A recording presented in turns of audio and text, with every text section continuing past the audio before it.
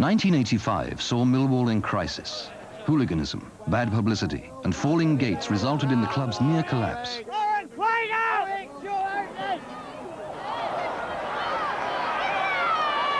But Millwall has been resurrected by new policies, new investment, and fresh sponsorship. It has finally given the supporters what they have longed for all these years: success and entry into the First Division.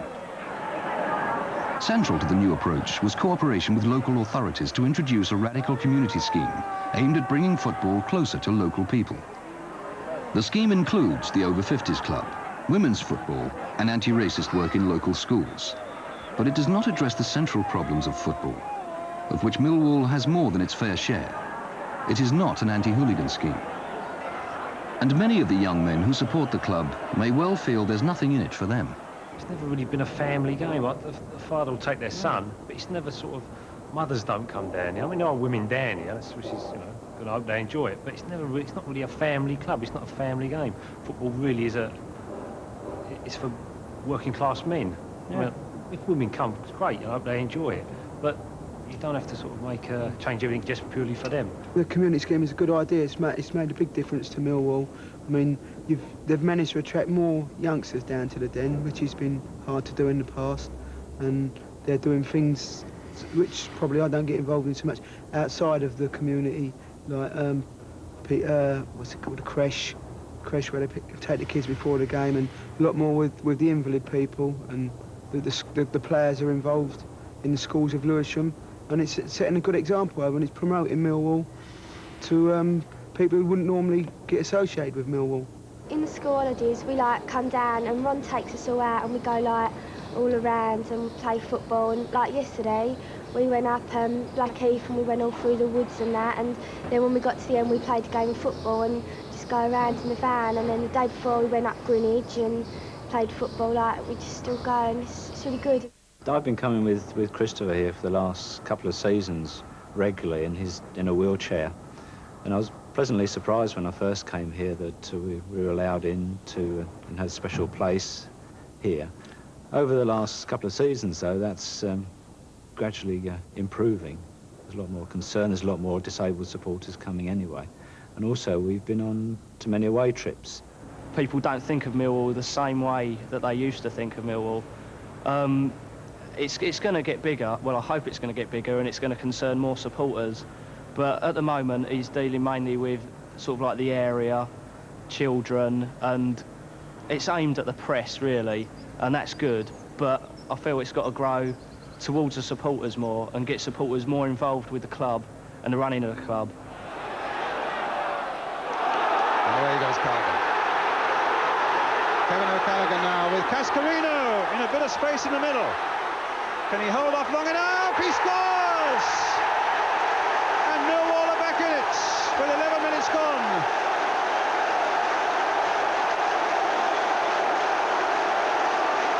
The goal the home side were desperate for, and their leading striker has provided it. Tony Cascarino.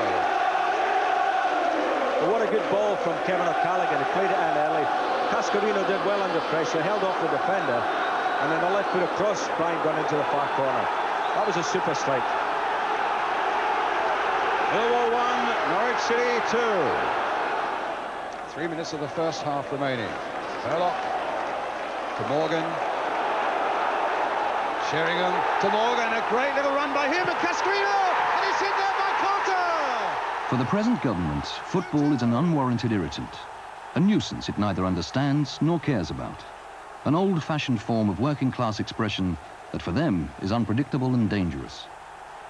But those at Millwall who are launching a new supporters club believe that the solutions must come from within. Well, basically, it was set up by us as a group, as friends, really to gain a voice at Millwall as supporters, almost like a supporters union in a sense. We want to be recognised by the club. Of course, we are for the club.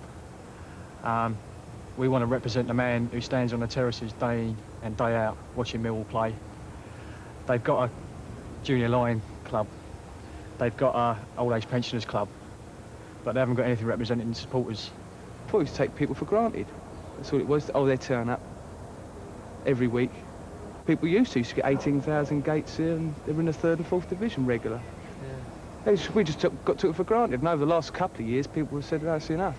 We intend to get enough members so that we can not start a revolution, but force our way into recognition, and we want to gain representation on the board so that we can have our voice. The council, the Lewisham Council, gives £70,000 a year to Millwall, and they've got representation on the board. Supporters give about £1.5 million a year. We think someone representing those supporters deserves a place on the board.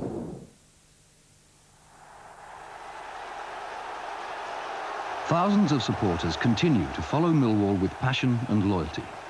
They do not go simply to watch, but to participate. They see the game as theirs. But football's problems remain deeply ingrained in the traditions and structures of the game itself. Like other Football League clubs, Millwall is strongly opposed to the imposition of government schemes. And yet its own community scheme will not convert potential hooligans into the kind of family audience described by television commentators. Few people around here would want the game to become sanitized in this way. It remains to be seen whether Millwall's new policies can develop in a way that can challenge the heavily masculine culture of the game without alienating traditional supporters. But if football's problems have grown out of traditional patterns of support, many supporters feel that the solutions will come out of those traditions too. For those who follow football, the game can provide some of the most inspiring moments of their lives. At present, football itself is under threat, but Millwall supporters are determined to see the game and their club not only survive, but flourish.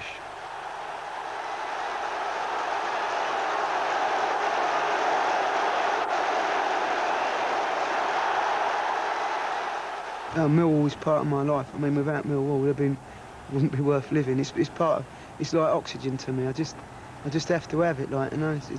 It's just something you can't live without. You miss them for a couple of weeks, and well, it's like an alcoholic going without a drink, isn't it? It is a life sentence in the best possible way. It's a life sentence. We know that. If you're not there, you feel disloyal. What I feel about Millwall is like I would feel about any of my family. You know, you love your family and you love Millwall Football Club. I will say now, I'm getting on now, but I will say I will follow Millwall to the end of my life. It's like a religion. It's like faith, really. You follow them through thick and thin, and you follow their fortune up and down. You're still there week in, week out, and high or low, you're still going to turn up. Whether they play rubbish, you're still going to be there. You can slag them off, but you'll still be there next week.